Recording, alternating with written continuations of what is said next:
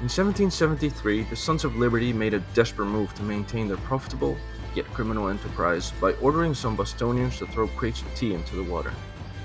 In this video, we will take you through an alternative view of this pivotal moment in American history.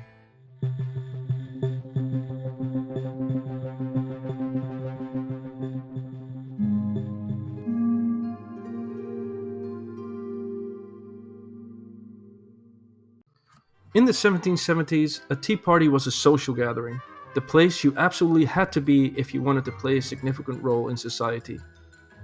Imagine living in that time in the city of Boston. It's about 3 p.m. and you're craving a nice cup of tea. You invite some family members to join you like you do every other day of the week. While you're sipping your tea, you talk about the latest news while eating some nuts and preserved fruits. The addictive liquid found its origins in the mountains of China. There, the tea was plucked and dried before it was shipped to England. In England, the ship manifest would be checked and the products would be taxed before it set sail to America. These taxes were necessary because Britain had a large standing army in North America, defending the colonies against its Native Americans and the French. Aside from these specific taxes on tea, the British Empire imposed several tariffs in the 1760s on the colonies to help them out with its ongoing and expensive war.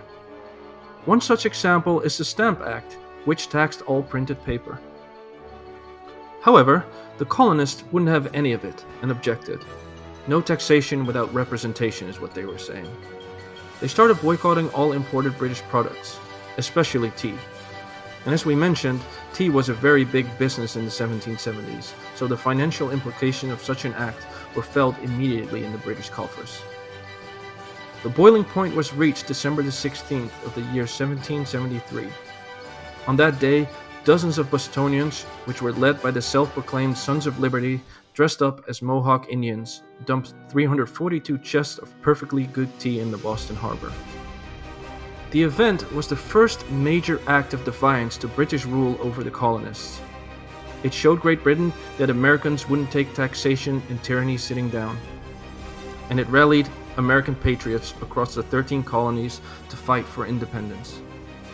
As you probably already know, history is often written by its victors, and certain moments are pulled out of context so we can glamorize and romanticize them.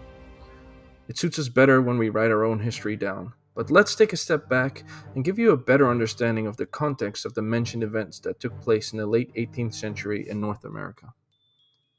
Insurance records aren't glamorous.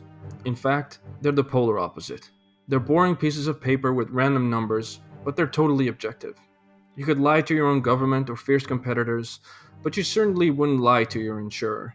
Because, if you did, especially at that time, you would never be part of their clientele again. This could jeopardize the merchant's whole enterprise when they lose cargo while shipping it across the treacherous oceans. So when a historian went through all these insurance policies in a library in Boston, he wasn't sure what he was looking at. He noticed that a lot of cargo that was imported from China never actually made it to England, where it was supposed to be taxed. Other times, the customs record said one thing, but the insurance record said something else. So we can safely presume that the Sons of Liberty of New England were smugglers, tea smugglers to be exact. Historians had always suspected as much, because there was a lot of smuggling going on those days, but these papers showed that smuggling was everywhere, and almost everyone was involved. Some of the biggest names in Boston, like John Hancock and Samuel Adams, were in the middle of all of this. One way of getting illegal tea to the American colonies was to declare goods in some remote port somewhere in Great Britain, where they bribed an obliging customs officer.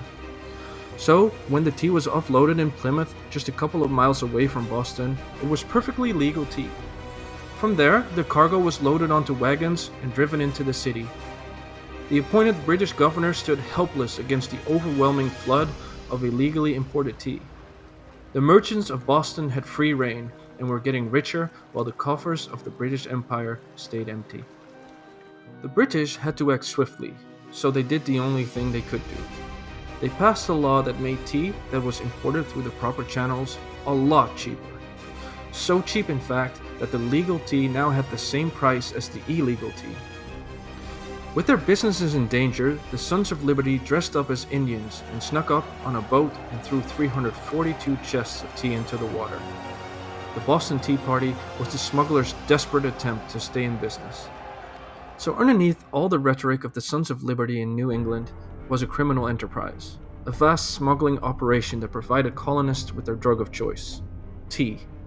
Their primary goal wasn't to overthrow the British in America, they just wanted to defend their turf, which they went to great lengths to do, by the way, just as their fellow colonists, who they, if it was necessary, blackmailed and intimidated if they dared defy them.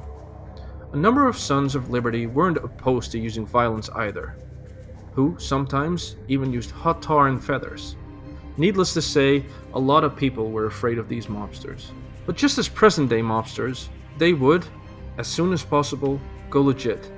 Because the real American dream is so powerful, so inspiring, that even the most hardened criminals wanted nothing more than to go legit as soon as possible.